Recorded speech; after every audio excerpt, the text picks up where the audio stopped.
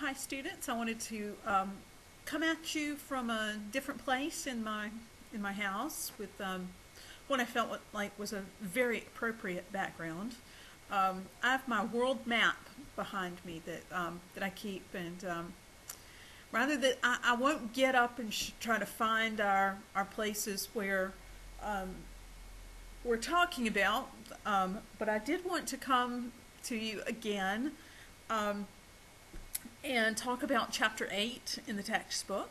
Like I've said, I hope you find these little times we have together to be very helpful. We get to talk about something that's actually kind of near and dear to my heart today. We get to talk about television and radio in Britain. Before I get going with it, because y'all know I can say a lot, I had pulled some things out of my global box that's actually right behind me. And I wanted y'all to see some things that what would the question came as to what would a typical tourist pick up while they were in Britain, or what would they keep from a trip to Britain. I have been lucky enough to have gone 4 times, and I say Britain because I've been to England, Scotland, Wales, and all of those within about a week of each other. So I've not just been limited to London. I've branched out, but I will say you can do a lot in London. Most of what I'm going to show you, it may seem a little bit London skewed. I even wore my London sweatshirt for y'all today, see? I felt like it was appropriate. Got my Christmas pin going too. We had mentioned earlier in the textbook about the Cool Britannia movement. And this was from the store, Cool Britannia. And I guess you can see basically the gist of it from there. It's a little store in one of the in Piccadilly Circus in England. See, there's how I remember. Piccadilly is one of the tourist traps of London. So it was this actually had an exit right off right out of the store into the underground station, the Piccadilly Underground Station. One thing, I've actually had 2 of these, and I bought one that's a fairly new one. I was really happy to see this featured on one of my favorite British television shows, Sherlock. I will mention that a little bit later, more than likely. Sherlock used this early on, and I thought it was kind of a nod to the tourists, to the international audience, because you do see tourists walking around London with their London A to Z books. Basically, what it is, it's just maps of London. It will tell you a lot of the things. It tells you, okay, where do I find things on here? But it's just that. It's just maps of where do I, all the streets in London, and just lets you see various things about London. Doesn't really give you the touristy guidelines like a rough guide or a little thing like, here are the 10 tourist traps. It's just sort of a book that's a map. This, I'm putting it close so you can see it. Tells you one of the times I was there. This is a ticket for the London Underground. It's just got the back on it, and it tells you where tells you what I was doing, where I was going, but just wanted you to see that. Some of the other things, I'm one of those who I like to get things to go places where I remember, and I will do crazy things like tuck my ticket into the book if I remember to do so. and I'll pick up like a little thing of what's going on. Strictly for, yes, you guys. Um, but this is a book that it's put out by the Tower of London organization, and it is about the Tower of London. Gives you wonderful pictures of it. Again, there is a scene from. I'm actually covering the topic for the day without really realizing it, aren't I? There's a scene in Sherlock that is set at the Tower of London. It's a scene with Moriarty, who breaks into the Queen's crown jewels, which are one of the things you can see at the Tower of London. And he's sitting in there, and he's wearing her crown jewels. So I had gone there. I loved it before then. I left it for going where Henry VIII had his wife's head chopped off. This is a book. I'm trying to remember exactly where I got this book. I want to say I got it at Salisbury Cathedral. These two books, King Arthur, Knights of the Round Table, again, things that are popular culture, things that we kind of know. Big things in Britain. We have the TV show Merlin. We had the King Arthur movie that was out that Guy Ritchie did. Every now and then King Arthur will pop up. So it gives us some of the histories. But the other one that I have is a book of the kings and queens. I actually do have one that says Scotland's Kings and Queens, because it's they merged at one point. I think it was because of this lady that they ended up merging. That Scotland had her own kings and queens, but when Queen Elizabeth I had no heirs, it fell to her cousin James VI. And we see there is a picture in the front of it of Queen Elizabeth II, the only queen most of us have known.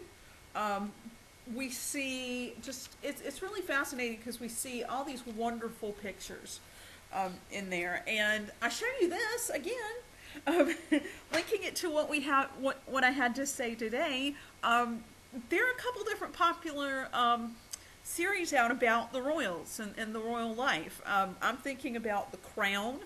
I'm thinking about Victoria, which comes on PBS. Absolutely wonderful. I'm so looking forward to season 2 that's coming out very soon. But it just goes to show you the appeal that British television has in the United States. The place where Victoria airs, the place where Sherlock airs, the place where a lot of the British shows that people will know, Poldark, Midsummer Mysteries, PBS is very good for that. And a few of these they have produced in combination with the BBC, like Sherlock. There's the deal, if the Americans throw some money in, we get rights to show it. So it's television is a big thing in Britain.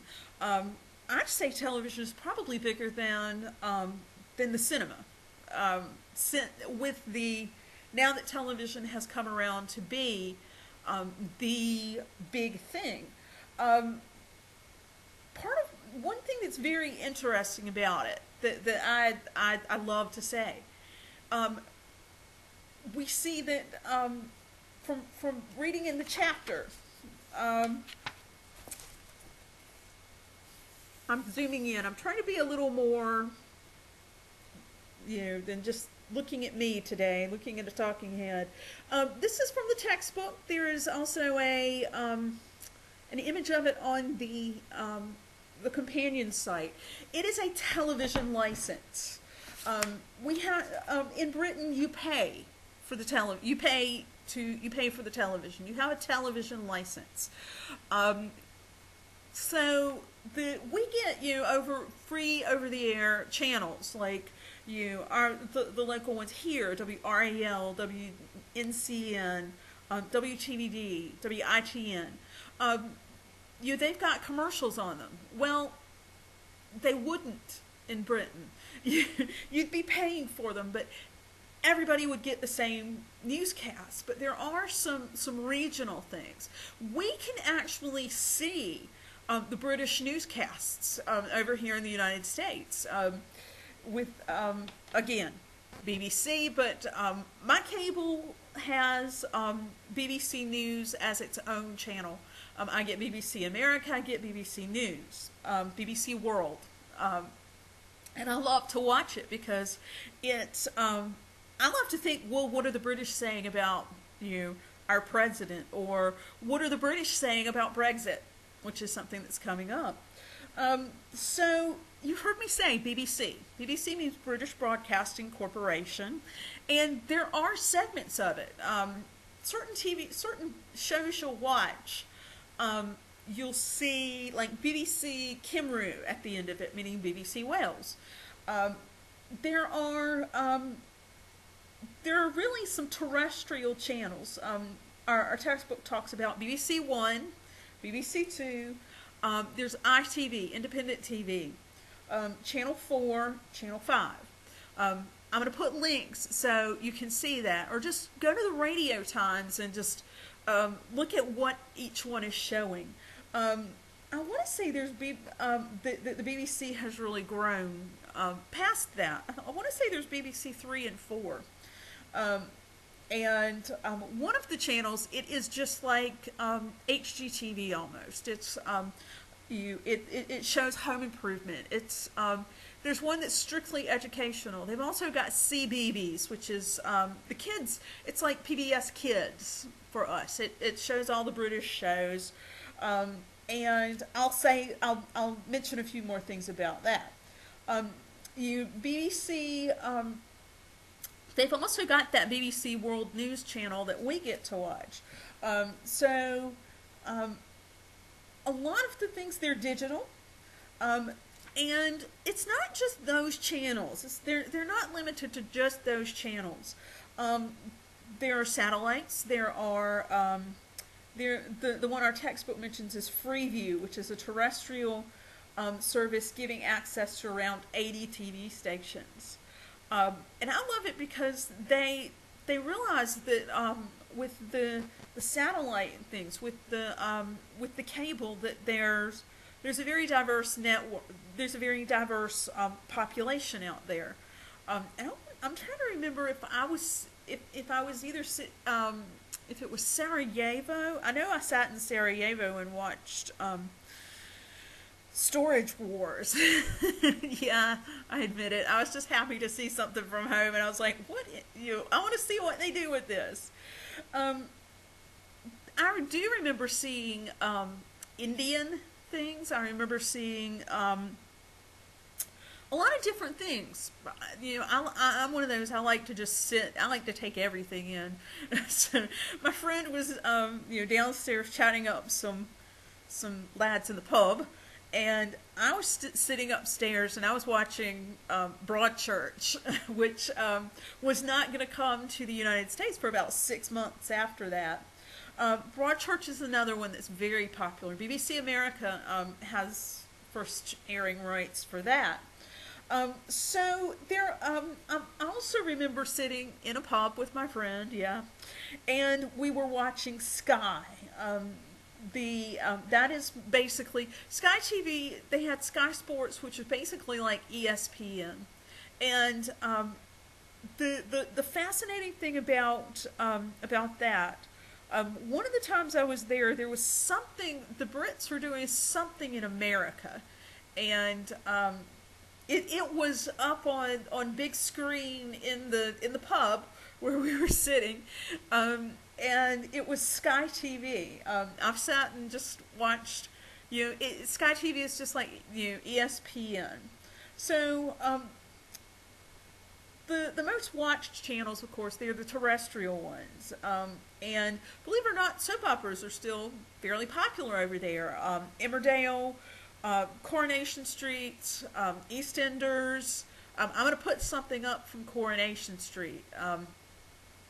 It's a fairly long running soap opera over there. People love it, love it. So it and a lot of the things they show, they're from America. So you know, I would just love to see what they think of some things. The one of the shows that I was hearing was just coming back, The Office. It is it was the American version is is sort of an offtake of the British version with Ricky Gervais in it, and they're gonna redo the American one, but it's kind. I would love to see. I'll have to ask my cousin who's still living over in Britain if she knows anybody who loves the American Office. Another one that, sorry, there goes my phone. Another one that's very popular that I streamed it through Netflix, and that's how you get a lot of the British television shows that don't air. You get like the IT Crowd. Got very noisy today. I'm sorry, y'all. I'm one who I love Britcoms. BBC America in their early days, they used to show a lot of Britcoms, but they've kind of changed ownership a little and branched off. But the Britcoms are awesome. They're fantastic. I think I put a link up on the site so you guys could see kind of what that was. So one of the things that a lot of people ask when it comes to television in Britain is it as widespread? Yes. Around 40% of those who are under 18 have a television in their room. But one thing that's very different too about Britain, that it's not so much here. Radio is a very big thing over there. They have things that are a lot like our NPR. They're very specialized ones, but they also have a lot of different stations. And one thing that will happen a lot, they have some stations where there are still radio plays done. And it's really kind of fascinating to hear. They have the pop stations. They have and quite a variety. And whereas ours are on the odd numbers, like 103.1 or 101.5, theirs are on the even numbers. They're like 101.2 or 98.4. Yeah, so they have a lot. They have Absolute Radio. They have Classic FM. They have BBC Radio. BBC does the radio too. So they have a lot of interesting things. And I've already mentioned the awards that they have. They're kind of in together with BAFTA, and then they have the National Television Awards. BAFTA and I know BAFTA is done on BBC America. And I love to just look and see, well, what's won that year? Has anything American won, or what's standing out in Britain? What can I stream? What's really kind of fascinating to look at.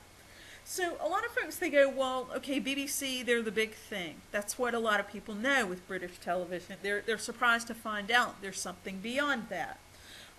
And our textbook offers the descriptions. BBC One, it's broad appeal. It's where you find Sherlock, Doctor Who, yes. It's where you find a lot of the American shows, maybe. BBC Two, they're a little more specialized. BBC Three is comedy. BBC Four has it's kind of a PBS mix, um, and you we've then got the BBC World News Channel. No, I'm not going to take my computer over and aim it at my TV so y'all can see it.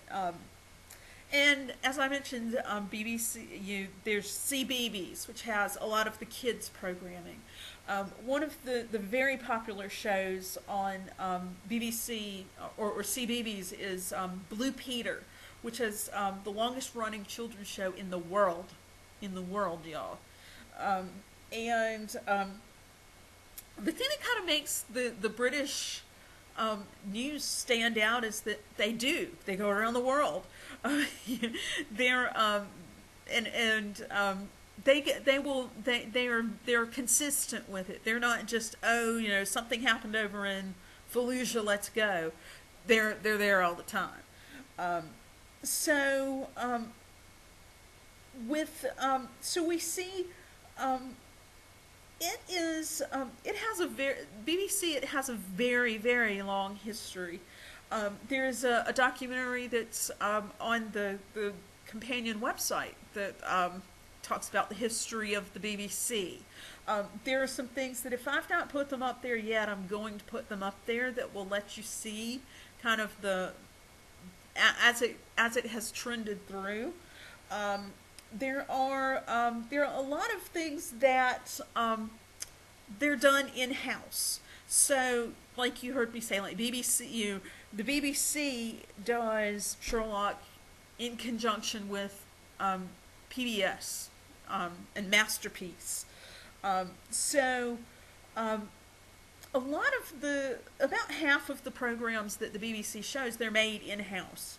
But then there are some other ones that are made outside, like by companies. And one of the ones that stands out the most to me is Celador. They will then sell the programs to the BBC. So we see the BBC, as I mentioned, they have radio. They're into the radio as well. That's why we don't just call them BTC, they're BBC. We see Radio 1 has current pop music, Radio 2 has popular music specialist programs, Radio 3 is classical music, Radio 4 is news, current affairs, Radio 5 has live news and phone-ins, and it's like talk radio, essentially. And then there are a lot of other stations as well, like Radio 1 Extra that's black music. Then there are a lot of regional stations, a lot of things like Radio Kimru in Welsh, or Radio, and I hate to say it because I always mess up the DH sound. And I will apologize if I've said it wrong. There's a station that does it in Scottish Gaelic, Asian languages, very popular. They're the ones who basically will get a lot of the British audience. So as I said, they're funded by an annual license fee. It's about $100. The last time I checked, it was about $183, little over $183. So they don't have to have the commercials because of that.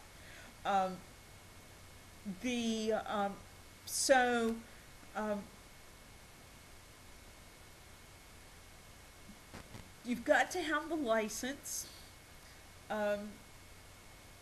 it's funny because the black and white, there are still black and white televisions in Britain. As I mentioned, 184 for the about 184 for the for a color TV, but for a black and white television, $62. 49 £49.50. Um, the and I think the prices had gone up since the book was published. It was £147 for the color TV, and then um, £49.50 for, or $62 for the black and white. So they're serious about this TV license. They had about 200,000 people prosecuted for not having a TV license. You can go to prison for not for watching television without a license in Britain. I thought that was rather interesting. So the BBC's been around for a very long time. There goes my phone again. I apologize because the last time they weren't calling. Let you know I'm really at home. I'm really devoted to y'all because I'm not answering that. I'll wait for it to stop. Okay. Now I think it stopped. Maybe bothering me more than y'all. I hope that's the case. I hope that it's bothering me more than y'all. So there are some, as I mentioned, there are some commercial things that do have to have commercials because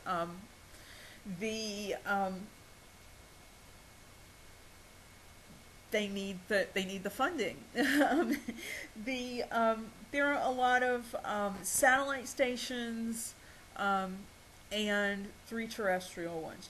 ITV, Channel 4, Channel 5. Channel 4 is where you will find a lot of American television, a lot of American programming. I think I've put links up there so you could go explore and play with that.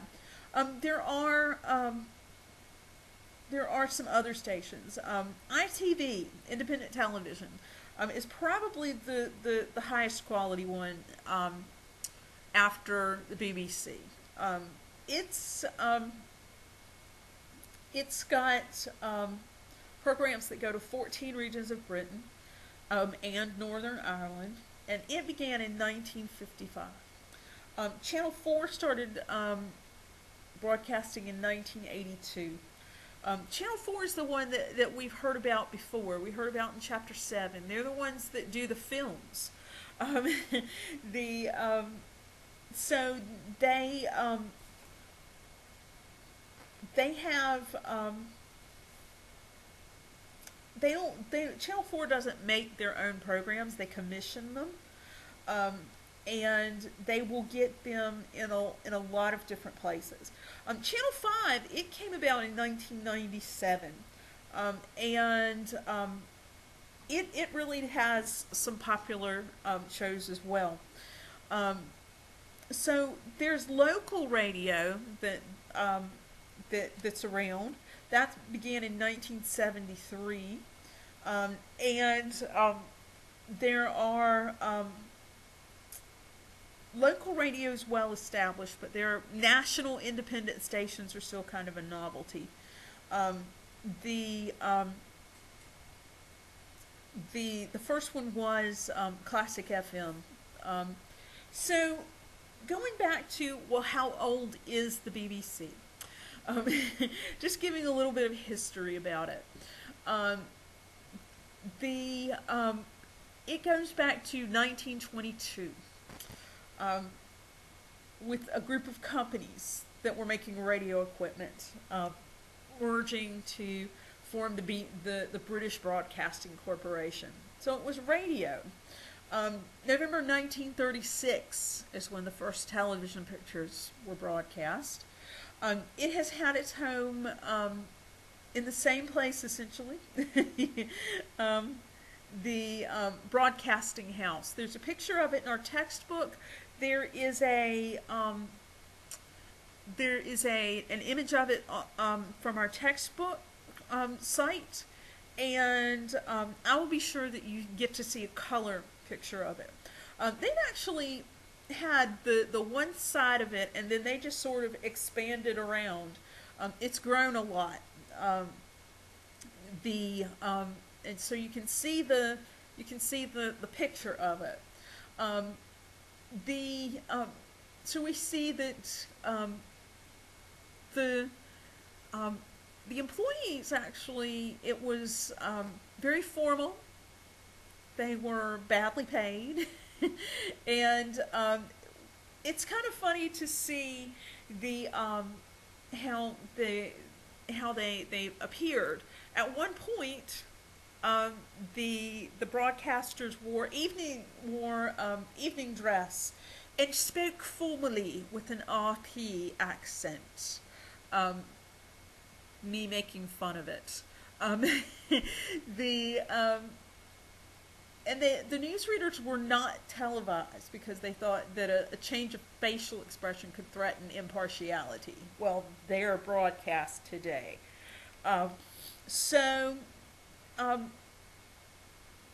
the this was strengthened during the World War when the BBC kind of established a reputation for public responsibility and reporting the truth.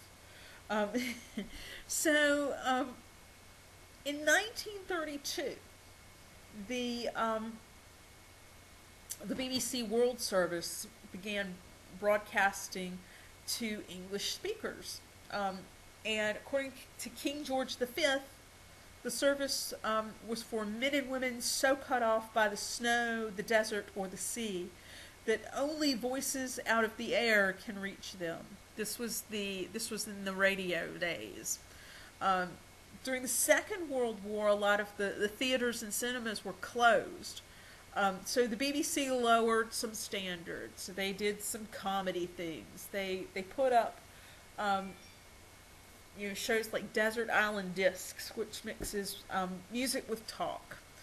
Um, they would, and it's really an interesting novelty, which is kind of fun. They talk to they interview the guest, and then they invite them to um, pick 8 records they would take to a desert island with a book apart from the Bible and Shakespeare and one luxury. So it was kind of interesting because it humanized all of the stars.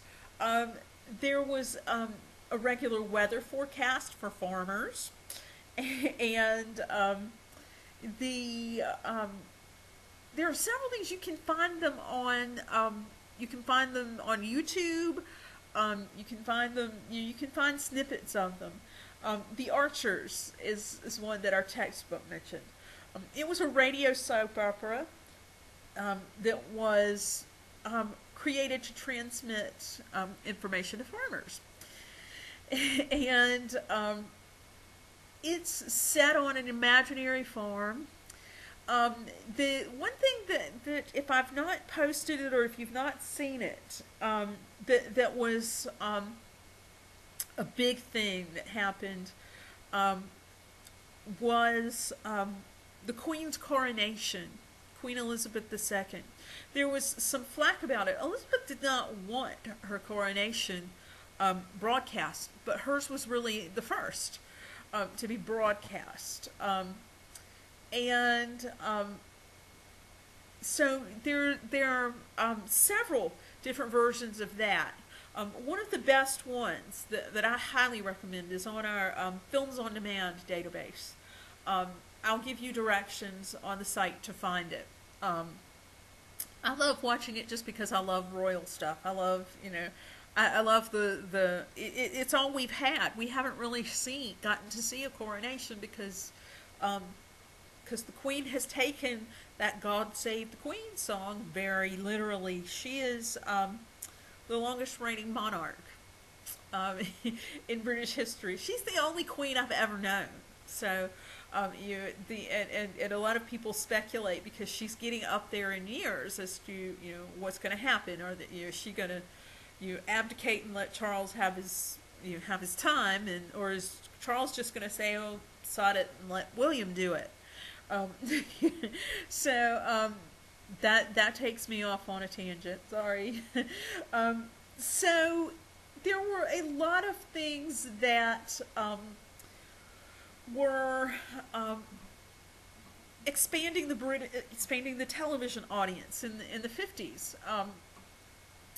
So there was the demand for um, the independent channel, thus ITV, and the fascinating thing about ITV was their broadcasters could be seen on camera. Um, and you could hear regional accents, not just the RP. Um, Chapter 2, I believe it was, the RP was discussed.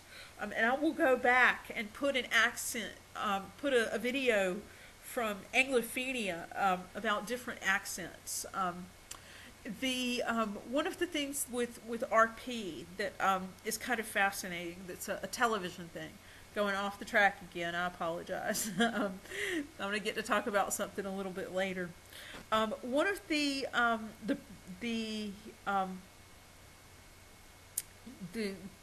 very well-known television roles in Britain,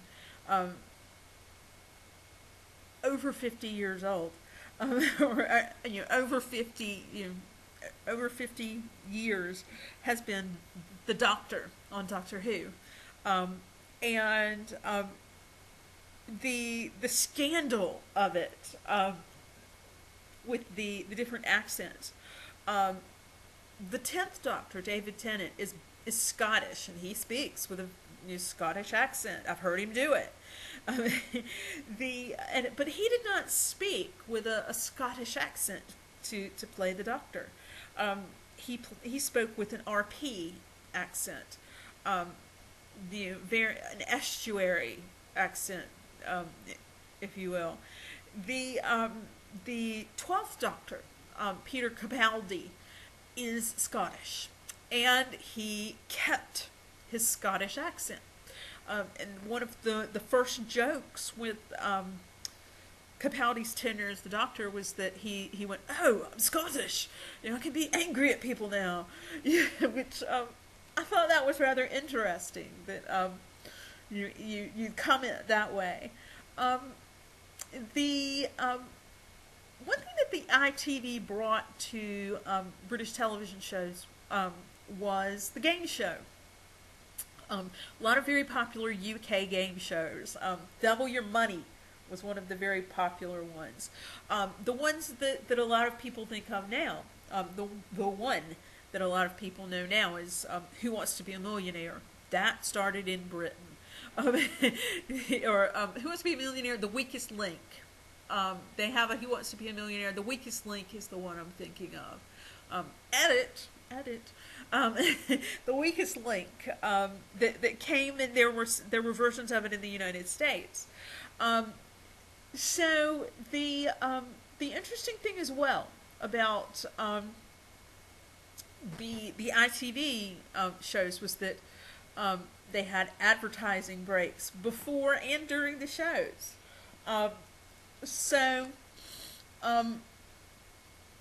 There were a lot of folks who they looked at television, they looked at how it was used, and a lot of the critics of television were the churches.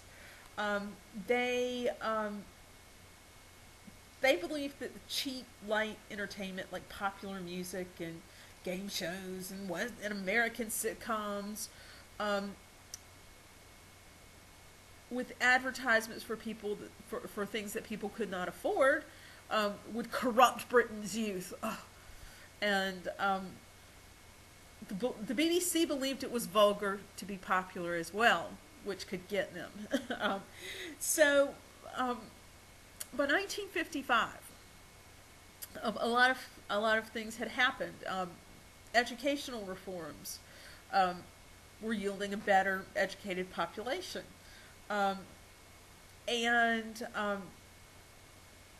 There was a younger generation who was very keen to see a lot of change coming across. This is the idea of the social realism. And it was, and we'd mentioned with the films chapter the idea of the documentaries. And this was very much a part of um, the viewing habits in for the television audience. In 1953, the BBC created Panorama. Um, Probably the most popular thing we'd heard about Panorama on these shores was when Princess Diana appeared on Panorama. Panorama is usually it's a documentary program that deals with current affairs. Um, the reporting gets a lot more intimate and revealing. People are describing their experiences and problems to the camera. Um, like Princess Diana dropped several bombs, scandalous bombs on Panorama. It was where she talked very frankly about Charles being unfaithful to her. Um, I think William and Kate have been on Panorama. Um, so I'll show you. I'll put a video up on the site that's showing the different showing Panorama through the years. There and check our companion site for that as well. Um, so the um, the freedom that came from commenting on the documentary programs shifted into drama shows. There was very time sensitive taboo subjects like wife beating. There were a lot of shows that were set away from London, like in the north, like Liverpool. Um, Manchester was starting to attract a lot of attention. Um, Playwrights were flourishing because there were shows that were transmitting their productions of their plays live, and that still happens. One of my favorite things that I ever saw was that was a production of a play was a British version of Oedipus Rex, um, Oedipus the King. Um, the It really brought the play to life, and it was produced. It looked like it was a play. It wasn't done like a movie, but Armchair Theater was one of the places that was transmitted live from 1956 through 1974, and the Wednesday play. So there were a lot of things.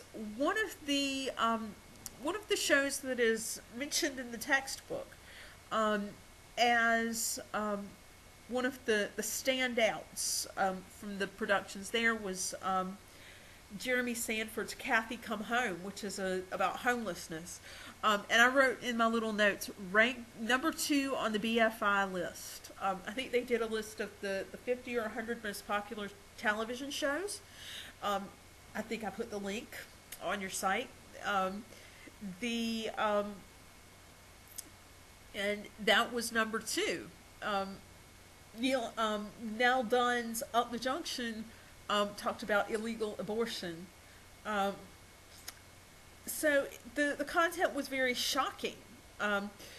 The Wednesday play, I just read one of my other notes in the book. The Wednesday play was number 5 on the list of the best BBC shows. So one of the things that happened, the social realism extended to popular genres like police dramas. In the mid-1950s, the police were seen as almost sacred figures. There is a television show called Dixon of Dock Green that I wrote by YouTube that I will put there are episodes of it that are up there. Each episode was like a moral tale, and it was delivered by the best known policeman, Dixon, George Dixon, um, who he was just an average British male, um, and it showed an idealized Little England. Um, so it was they were written often to reassure the public. Um, a lot of the episodes they have this lovely theme music, and then you know PC Dixon comes up and he tells us let me tell you of this story that happened to me. It's very homely, very um, reassuring, as the textbook says. Then there's Z Cars, which was on the BBC from 1962 to 78. A lot of people who liked Dixon did not like Z Cars. You will see why. It was set in Newtown, which was a fictional town close to Liverpool. Um, it showed policemen who looked, talked, and behaved in a realistic way. They drank heavily. They were violent. They gambled. It showed increasing crime as a serious threat. So it established a new form of writing. Um, there is something in our textbook as well that I'll take some time, a little maybe on its own, to talk about. Coronation Street.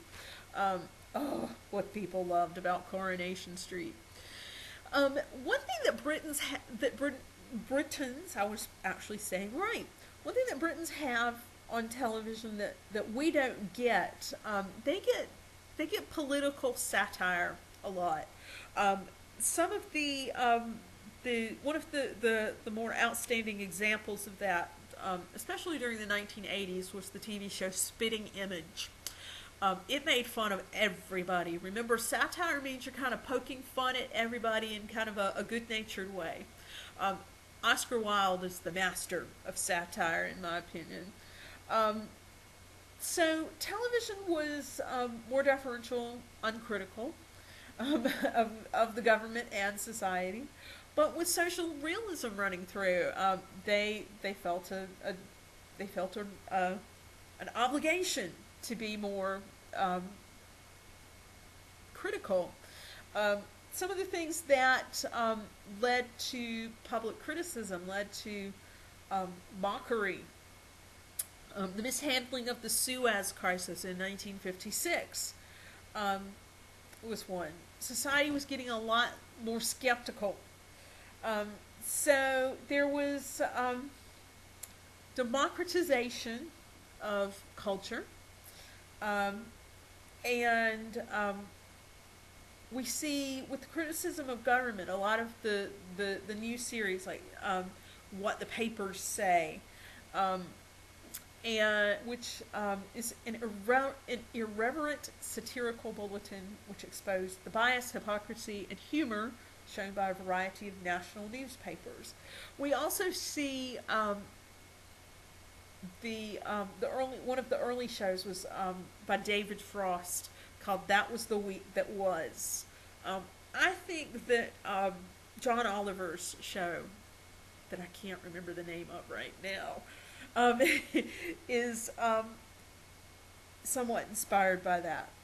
The Daily Show might be, a fine example of what Americans could relate to. There were a lot of people who were involved with that, and they became very significant figures in the boom of making fun of government and culture, and looking at those in power. I will see if I can put something other than the immediate thing that pops to my mind from Spitting Image. The Spitting Image puppets were used in a music video by Genesis in the 80s, Land of Confusion. And then I was like, oh yeah, it's the Spitting Image puppets. But it's there, it's out there on YouTube, thank goodness.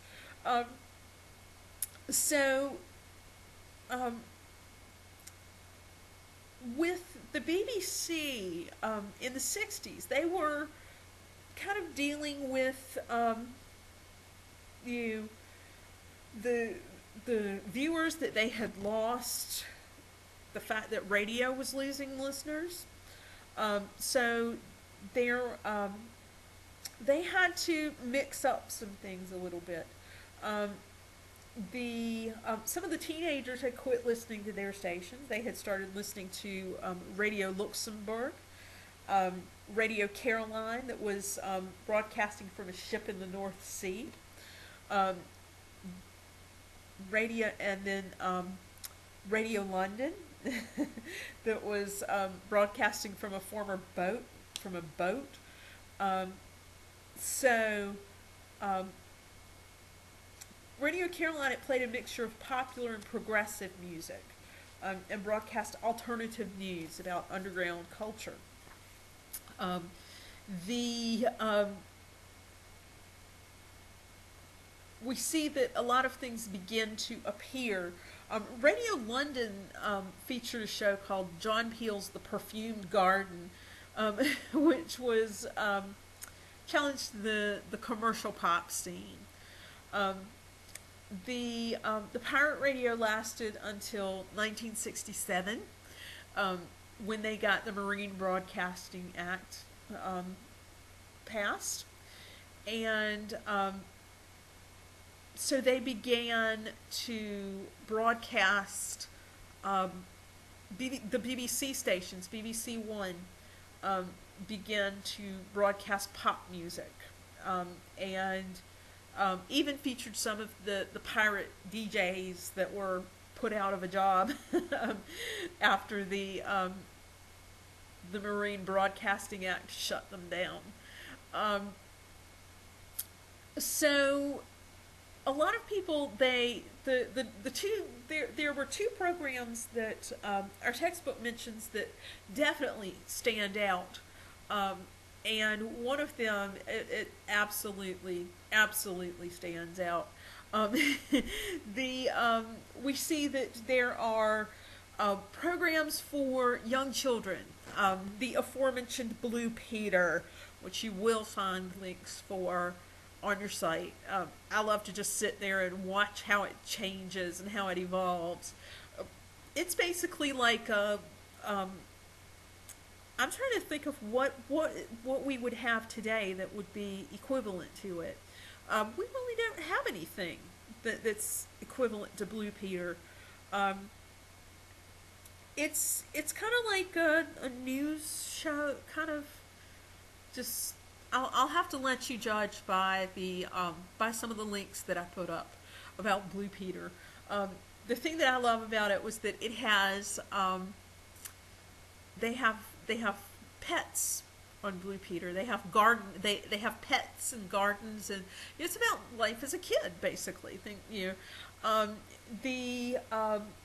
We see there's Andy Pandy. There's the Flower Pot Men. There are shows for young adults. Cool for Cats. 6-5 Special. And then Ready Steady Go, which was ITV's live music performance. Very mod. I will see if I can find a popular band, the Beatles perhaps, performing on Ready Steady Go. They tried to do Ready Steady Go in the United States and it didn't really take off. Ready Steady Go is very much like American Bandstand. Then the Mac Daddy of them all, Top of the Pops. Top of the Pops was launched to compete with Ready Steady Go. It beat the pants off of it. It was broadcast from a converted church in Manchester, and would pay attention to the top 20. The thing that American audiences might know that was close to Top of the Pops in the United States was probably Solid Gold, going back to showing my 80s roots. it would do a countdown, and then you would have you the British pop stars appearing on it. Um, the They would have the top 20, um, and it ran until 2006. Because there was, we see 2006 was really when things started changing. The concept of the single, and some of the reliable countdown things are it's harder to go by. So so we saw a lot of things where people didn't really listen anymore. So the top 20. So so Top of the Pops ended, which was kind of sad. Um, so by the end of the 60s, the 90% of televisions had a home. And there were only 3 channels, so there were a lot of large audiences who were who were somewhat captive. And they could take more risks when they were creating new series. So it led to the creation of some of the best shows. The We see that there were things about there were things characterized by social realism, but there were also shows about clothes and fast cars and exotic locations, memorable theme music. There were very popular police shows and spy shows, like Department S and Jason King. And then, of course, the Avengers, with John Steed and Emma Peel, and their wonderful adventures. That was an ITV show. And then the most long-lived, of course, my loved Doctor Who. Doctor Who started in 1963, November 23rd, 1963, as a children's show. Some of the and it featured the adventures of a Time Lord named the Doctor, and his home was the TARDIS. I will take a picture because I did something really bad, y'all. I was going to have my little Lego TARDIS. Yes, I have a Lego TARDIS.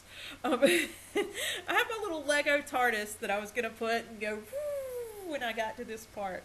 I thought about doing a whole thing where I just get to talk about Doctor Who. Maybe I'll do that. If y'all tell me you want me to do that, I will do that. I absolutely adore Doctor Who. As you can tell, I've mentioned it several times.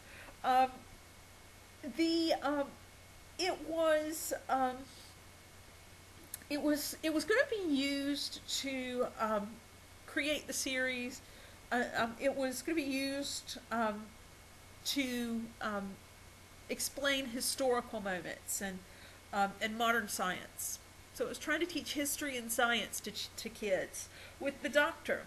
And the first Doctor, he was his name was William Hartnell. He was a grandfatherly figure. He had a granddaughter. Her name was Susan, and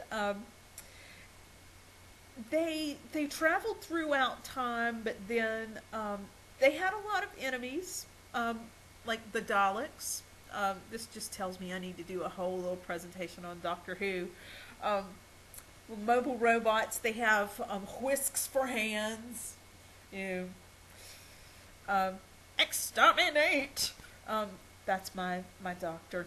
The original version with Doctor Who, there's the classic Doctor Who, which ran consecutively until 1989, and then it had begun to look dated at that point.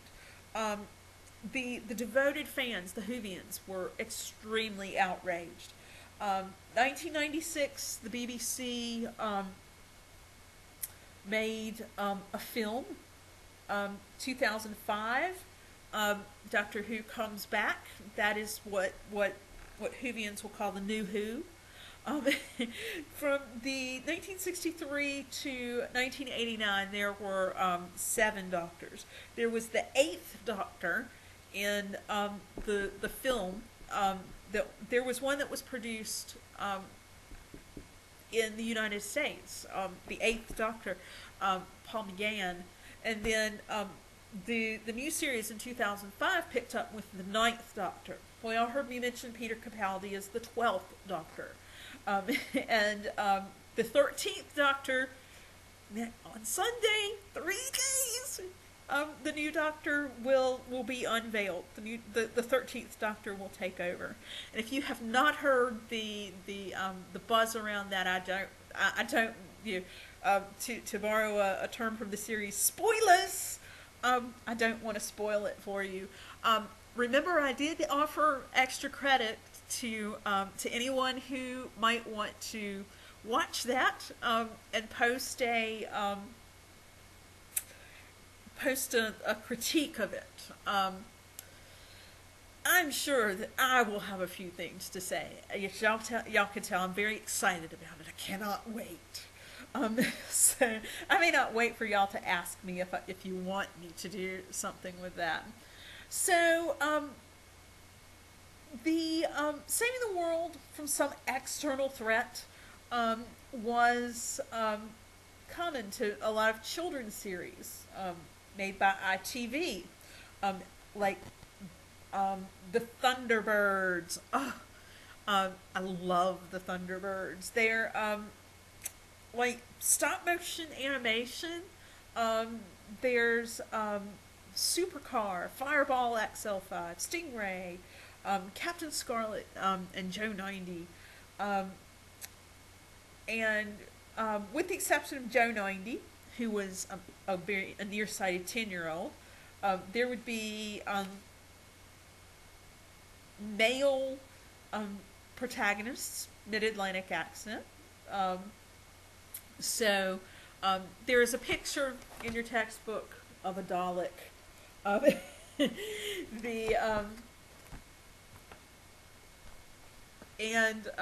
wrote on my thing, show a Dalek scene, so I will put a Dalek scene up there. Then there was a very popular series that a lot of people say it is very indicative of the fantasy drama, The Prisoner. And that aired from 1967 to 1968 on ITV. So with the 70s, Britain's getting a lot more liberal, a lot more multicultural, and there were the population was a lot different. So there were a lot of things that would with this is what a lot of people say is the kind of the golden age of British television. The first one that's mentioned, the format for sitcoms, it was usually a pretentious, neurotic individual, misunderstood. They mentioned Hancock's Half Hour, but then there were the series were usually written by 1 or 2 writers, and some of the most popular shows around that time were Dad's Army, Porridge, Rising Damp, Fawlty Towers. Oh my goodness. We love some Fawlty Towers. Fawlty Towers was set in an inn owned by Basil Fawlty and his wife. And Basil was portrayed by John Cleese, who was part of Monty Python, which if our textbook does not mention, I will have to mention Monty Python. Very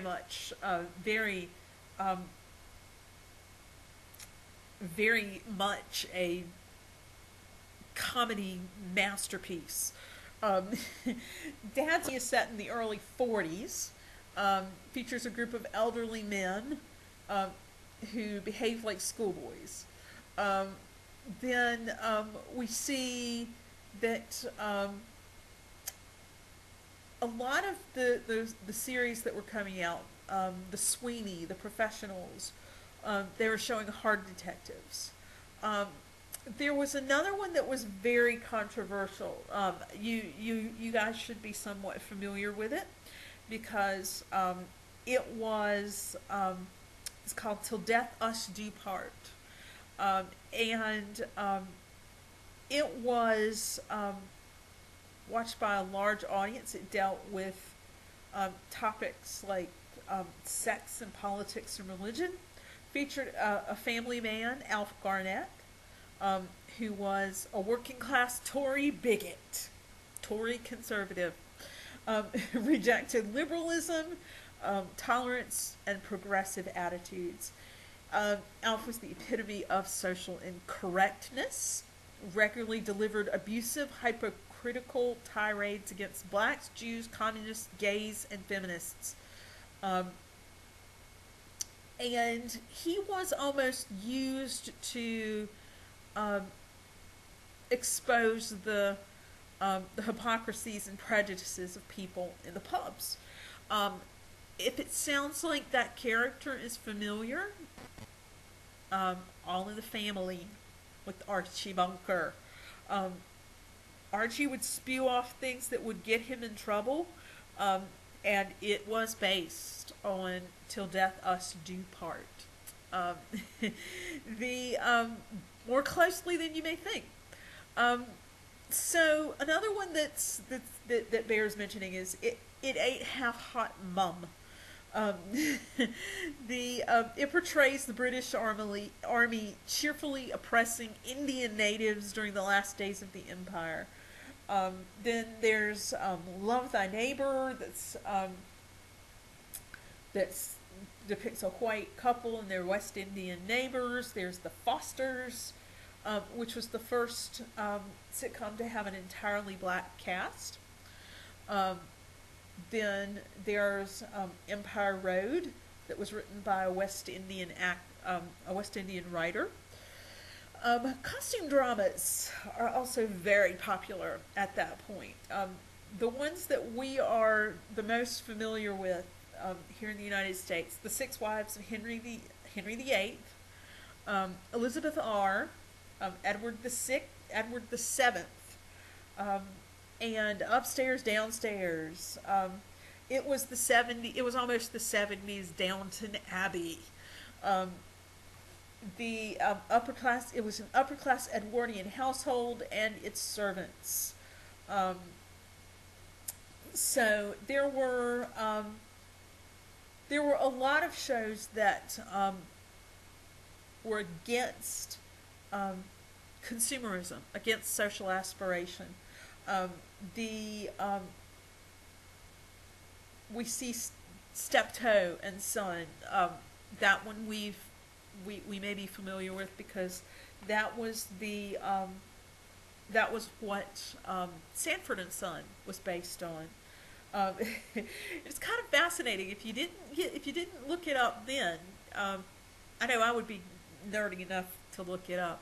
Nothing wrong with being nerdy. Um, the It really does resemble it. I went, oh my gosh, when I saw it the first time. I'll see if I can find a link to post for you guys. Our textbook doesn't always do that. So we see we see a lot of these. One of the very sharpest the sharpest representations of the lifestyle and the attitudes was Abigail's Party, which was set in Essex suburbia. Um, we see that the neighbors were would gather in Beverly's living room, and they were a little bit uncomfortable with Beverly. So, um, we go into the 80s, and some of the shows that were mentioned in the 80s are shows I've already mentioned, which means I can speed up my long video. Um, the so they the trends of the 80s were kind of noticed in a lot of things that people are getting familiar with. There's Brideshead Head Revisited, um, which was based on Evelyn Waugh's novel.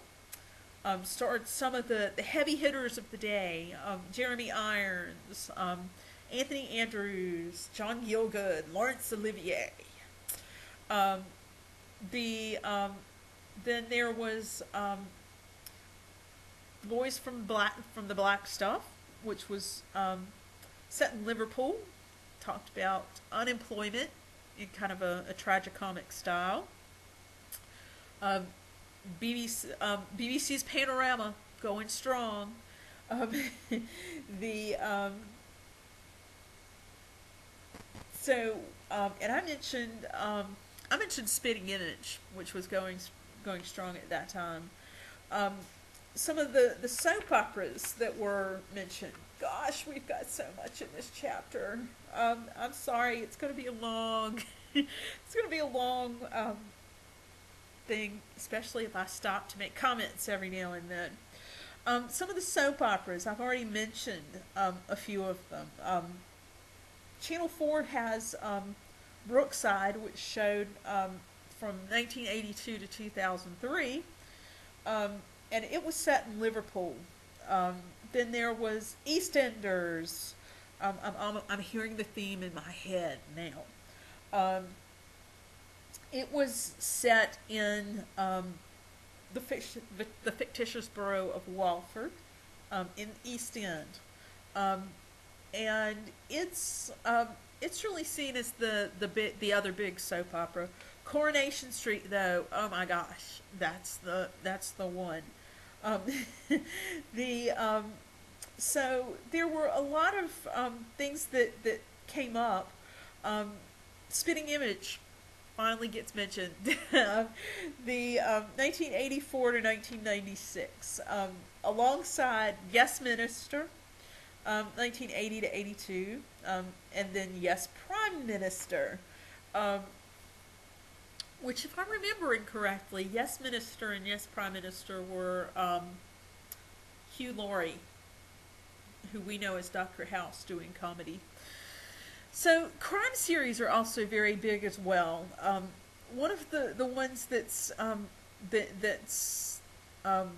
very popular still is Prime Suspect, which featured Helen Mirren, who's played Queen Elizabeth. We might know her most likely for that. There was The Bill, that was set in the East End of London. There was Walcott, The Chinese Detective. One thing that I wanted to point out, that a lot of places they overlook it, so I feel obligated to point it out, and I might have to do so again, but I would rather be sure I've done it once and know I've done it once. The One of the longest running medical procedurals is in Britain. It's called Casualty. I saw it when I was in London, and I sat there as I was watching it going, wow, this is awesome.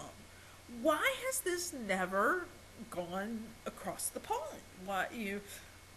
This is fantastic. And if anytime I say that to someone who's familiar with British television, they go, "Oh yes, love it." I'll see if I can find that online to show to y'all. So we're up to the 90s, and one thing that was very that stood out about the 90s was that in 1991 the Broadcasting Act was introduced. the thing that made that different was that um, the BBC and ITV had made a lot of their programs in house. Well, now it was saying that they had to have 25% commissioned um, from independent program makers who sold them to broadcasters, and this was a good thing. Um, and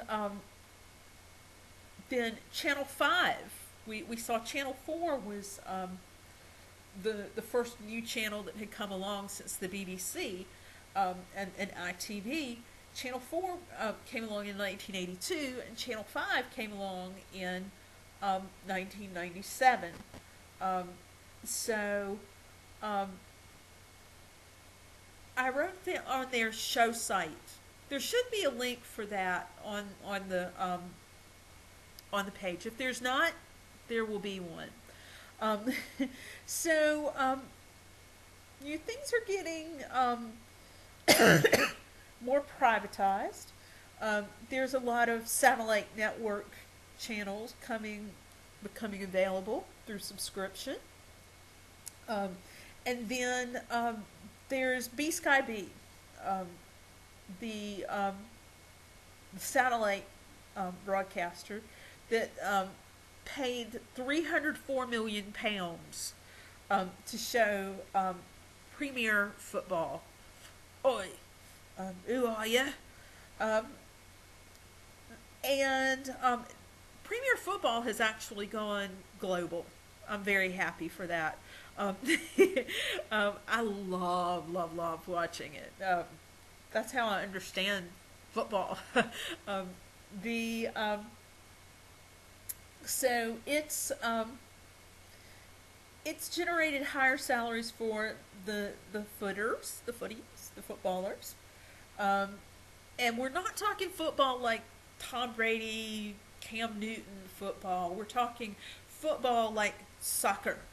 That's why I was kicking. I was kicking my foot then to make like y'all could see it. So there are still a lot of very popular genres that are around. The crime series, like I mentioned, Midsummer Murders, which is created by a crime writer named Caroline Graham. Um, the We see it's Chief Inspector Barnaby and his assistant who work in Midsummer, and then we see it's kind of interesting because it's very, very, very popular. BBC carries it.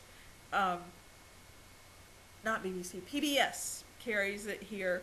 And I have a friend who is absolutely addicted to it. He absolutely loves it.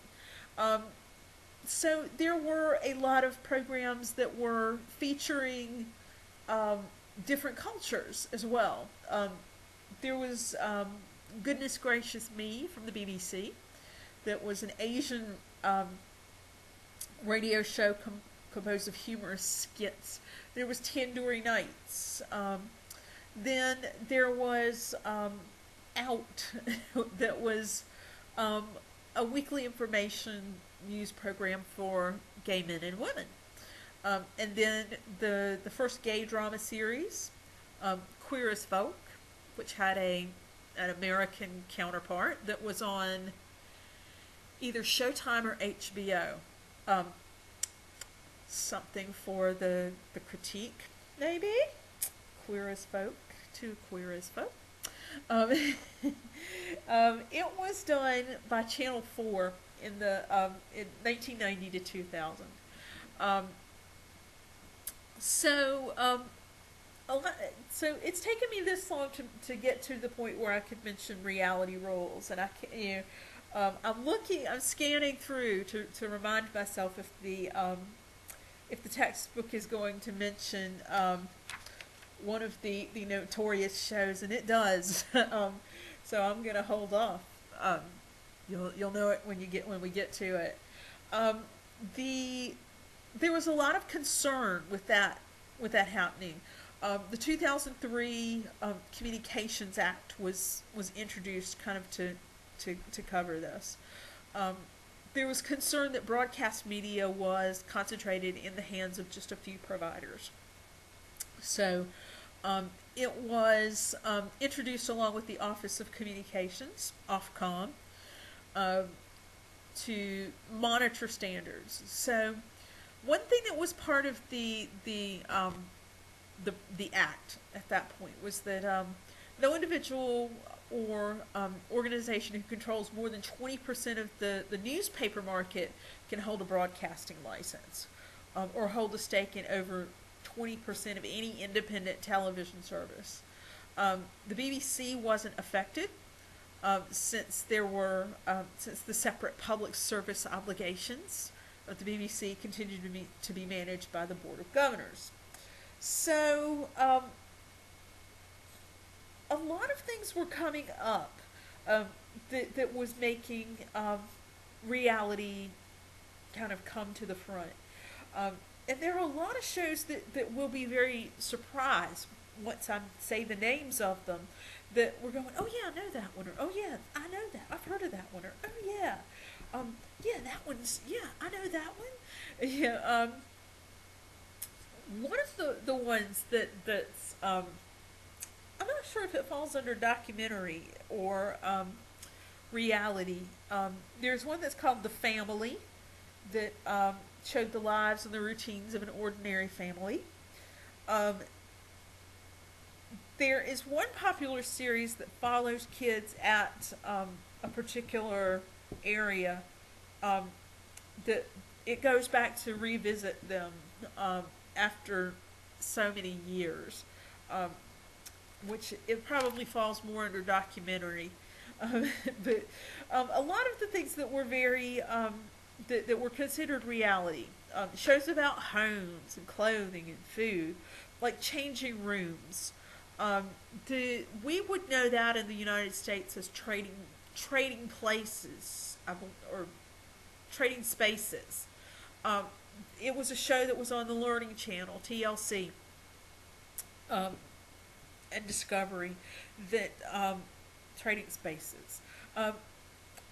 It was usually two competitors, and they would have designers go into the rooms, and they would pick, the person whose room was being done. They would pick the room they wanted done, but then the other couple and the other designer, the designer had to do it. They had nothing to say about it. We see there's What Not to Wear, which also on TLC. Then there were a lot of celebrity chefs like Jamie Oliver, Gordon Ramsay. I remember being in London once, and the first thing I saw, and I went, how do I really know I'm in London? Was as we were leaving Heathrow, the first thing I saw was a great big billboard of Gordon Ramsay. And I said, well, this how do I know I'm really in England? Because he was one that we were very familiar with. A lot of cooking shows. They're maybe done by British cooks, and some of them have been brought stateside. Some of them are left just as they are. So you may hear them talking about, castor sugar and, grams and, things of that nature. Another one that's a reality show that's been tooled for the United States is Top Gear. Oh my goodness. Top Gear, we can see the British version of Top Gear on BBC. We could on BBC America. And I want to say the American version, they've tried it twice now. And I want to say the last version I saw of it that was an American one was the History Channel. It's basically talking about cars. And a lot of times what they would do, they would have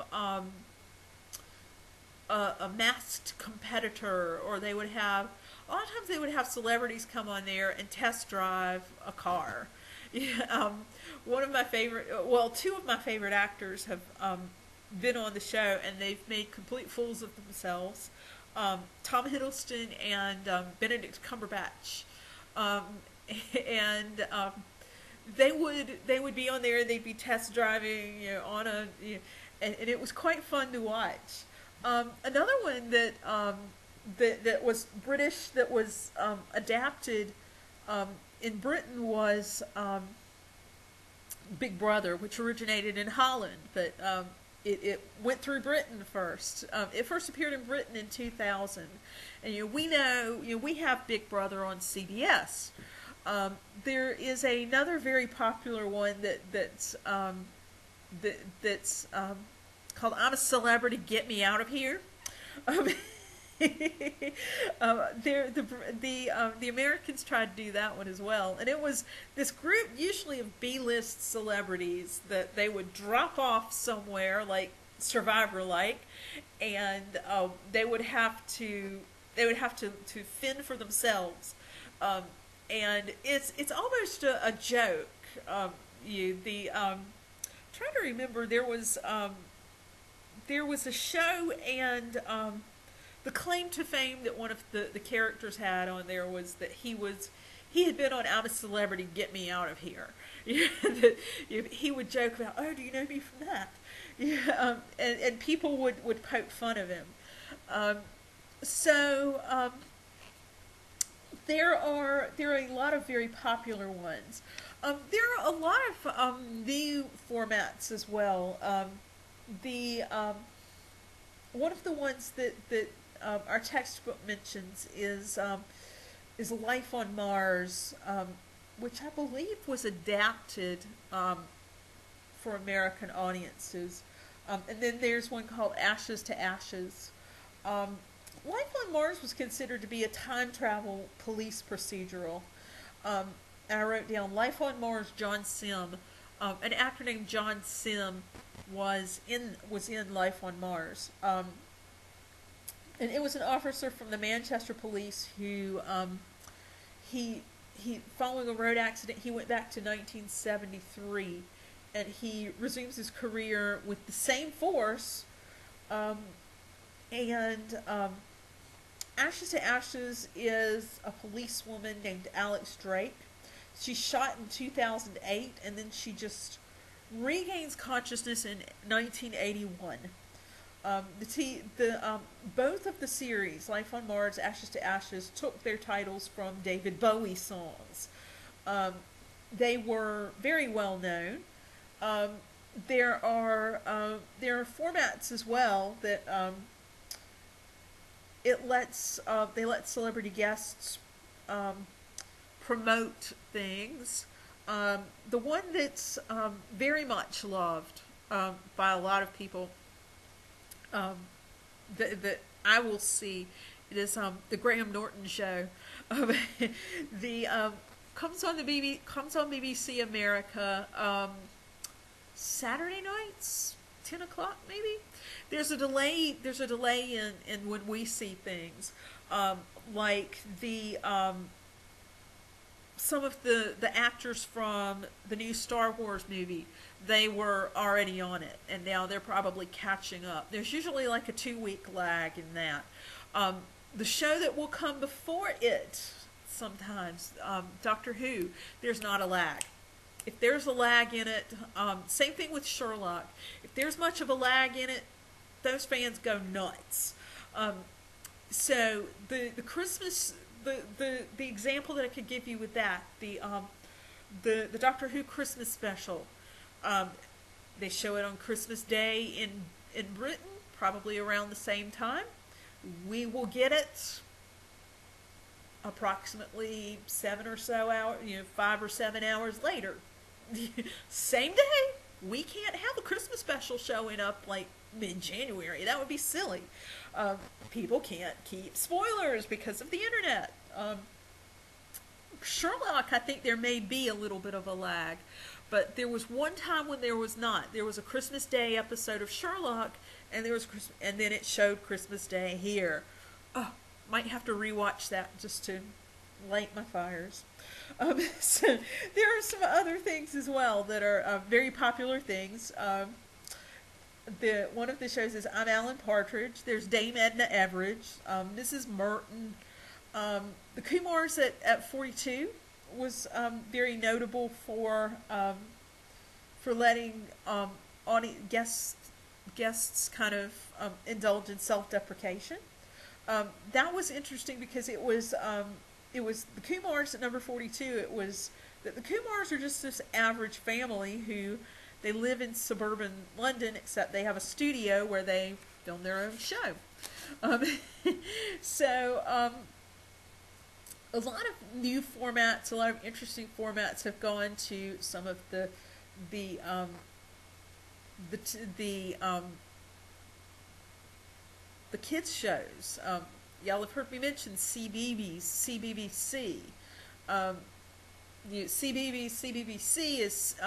CBeebies is for little kids like 6 and under. It's like Nick Jr., Nickelodeon Jr., or the little baby channel. I've got a baby channel. It's called I think it's called the Baby Channel. The CBBC is for age 6 to 12. It's like Nickelodeon or Disney, the Disney Channel almost. So there are a lot of shows that come on there that kind of change some things. There is the workplace is a big thing for comedy as for settings as well. The ones the textbook mentions, and then they mentioned 3, and then there's one that I will add to that because I can't resist. They mentioned 2012, which was about the preparations for the Olympic Games, and then they also mentioned Rev, which was on BBC Two from 2010 to 2014. Hulu, it's on Hulu. I know because I've had it in my Hulu queue for quite a long time. It was a story of a reverend in an inner city setting. The one that I thought of when that when it was suggested to me of, oh, you may like this show, Rev, was Father Ted. Oh my goodness. Father Ted is a pastor who is he's kind of exiled. He was a very opportunistic pastor, and he is exiled to this horrible assignment in Craggy Island. The retired vicar who's there. Oh, Vicar of Dibley. Oh, another great British show. Father Ted is exiled to Craggy Island with the retired vicar, and Father Jack. Father Jack is pretty much drunk all the time and loves to tell people, pardon my language, "Feck off." That's usually what people know. If I'd say "feck off," they'd say, "Oh, you love Father Ted."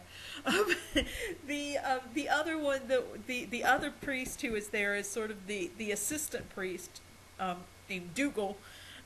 Dougal is not very much into living the life of a priest. He's almost like a little boy in a man's body, portrayed wonderfully by Ardal O'Hanlon. So the other one that of course we know that would be set in an office, hello, is The Office, featuring Ricky Gervais. We see Ricky Gervais played, for us we would know it would be the Steve Carell role. He played the Michael Scott role. And then there was Tim, who in the United States version became Jim, and then there was Gareth, very British name, who in the U.S. version of it became Dwight. Um, so kind of interesting. There's a whole little thing about that in the book. Um, some of the other very popular genres, um, costume dramas like Cranford, Lark Rise to Cranford, Return to Cranford, um, all streaming. The Tudors, oh yes. Um, the Tudors Abbey, Downton Abbey, which I think some of us maybe know. Um, Little Britain, oh my goodness, Little Britain is awesome. Um, a lot of people they may not know Little Britain, but they know the people in it. One of the people who are in it, it's Little Britain is almost like Tracy Ullman, um, or Saturday Night Live almost. They do skits and they have these recurring characters, and Matt Lucas is in it. Oh my goodness, he was in the last Doctor Who. Then there is Vicious. Oh yes, Vicious was it Derek Jacobi? Yes, I believe it was Derek Jacobi and Ian McKellen playing these two old British men. Um, Absolutely delicious. The it's PBS the PBS station broadcasts Vicious. Another one that's a very popular one um, is Are You Being Served? Classic classic British series. A lot of people love it, but we think of some of the newer things, and that's what we tend to think of. So I know this video is getting long. One more little section to talk about. So TV production since 1990 has changed from being small and British to big and global. There are a lot of channels. There are a lot more programs. For it to be commissioned, it should be attractive to overseas audiences. Y'all will see what I'm talking about in just a second. I made a long list of things to demonstrate that. A lot of the shows that are a lot of the most popular shows are those that have very unique British appeal. One of the ones that stands out for me is the Night Manager, that was directed by Susanna Biers, starring the delicious Tom Hiddleston and Hugh Laurie, which I'll mention in just a second. Fantastic! I'm stuck now. So technology is really creating new issues for broadcasters. You guys have heard me say a lot yet. Oh, stream it. That's posing a problem just for the British, just like it is for us. So it's it's looking at how do we deal with that. There are even two services. Most of us we tend to know Netflix or Hulu or Crackle or one of those. But then there are two that are very popular called BritBox and Acorn. And BritBox is I needed to look this up. I may have to say more about it. BritBox is the more prestigious of the two. I want to say ITV is sponsoring one of them, and BBC maybe is going for the other. Acorn seems to be more higher culture. BritBox, there are it's exclusively programs that air in Britain. Um, I think I'd encourage you to maybe browse it, take a look at it, uh, and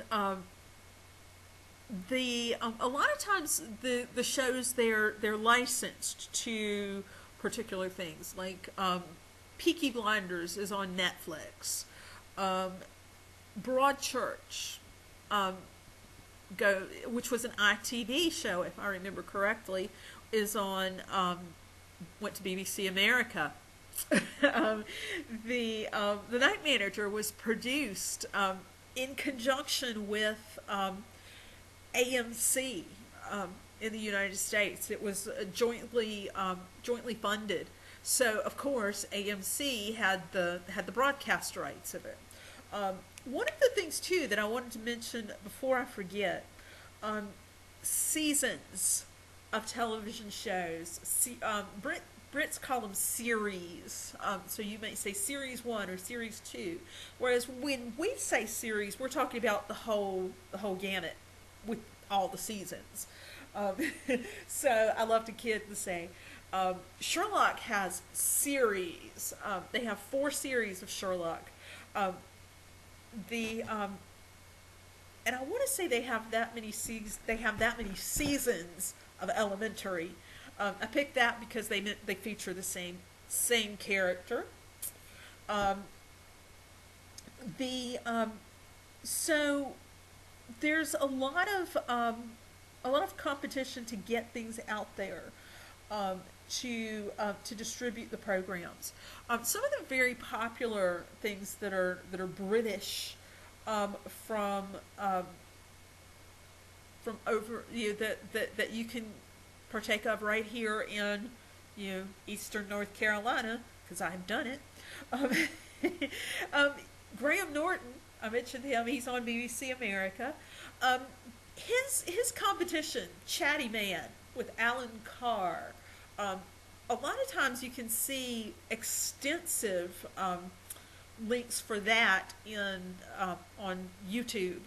Um, I've seen that, and whereas Graham Norton is more conservative and straight arrow, Alan Carr, he is flaming it out there, um, and a little looser, more fun there.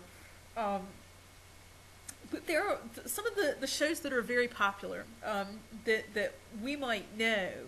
Um, Peaky Blinders, which is on Netflix. Broadchurch, from BBC on BBC America, with David Tennant and Olivia Colman. The Night Manager, already mentioned it. Sherlock goes on BBC One, and shortly thereafter it shows up on PBS Masterpiece. Um, Pretty much, I will say, just sit back and watch Masterpiece. A lot of the things from Masterpiece are straight from British television. Being Human, there was actually an American version of that, and I want to say that Russell Tovey was in both versions of it. I adore Russell Tovey as well. I want to say Sci-Fi Channel did the Being Human American version. The British version was shown on BBC America. Peep Show, The Hour, which was on BBC America, which was about making the news in Britain. All I remember of The Hour is Ben Whishaw, another of my favorite British actors. The IT Crowd, absolutely hilarious. It's on. I streamed it through Netflix. They actually tried to do an American version of it, and it did not. It did not go over very well. IT Crowd is the it's the IT department for a company, and there is one who is very much a slacker, whose favorite line is, "Have you tried turning it on and off again?" Then there is one who is very geeky, very nerdy, very socially awkward. And then there is the girl who is hired to be the head of the department, yet knows absolutely nothing about computers. Well, the boys know computers, the girl knows, social, so they kind of teach each other. Um, there's Luther, the spy, Idris Elba, and then there's one called London Spy, again with Ben Whishaw, who is I mentioned Ben Whishaw. He is a lot of people might know him for being in the Daniel Craig James Bond movies, playing Q. So he's the one who gives James Bond all his cool gadgets. Just love him. So I hope you guys have enjoyed this. I'm sorry it took so very long, but I was afraid it might. So just check out the links that I've posted for you. And I hope these videos are helping, because it's taken a lot of time for me to do these. And if they're helping you, I will keep doing them. I haven't heard from anybody that is telling